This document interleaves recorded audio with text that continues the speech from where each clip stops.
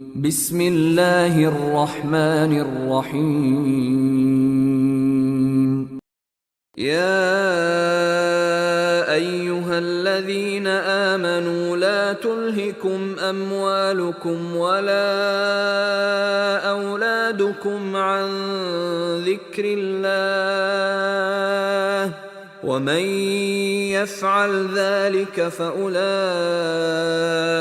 هم الخاسرون.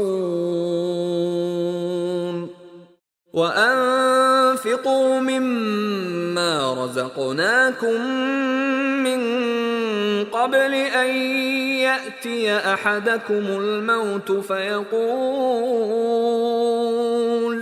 فيقول رب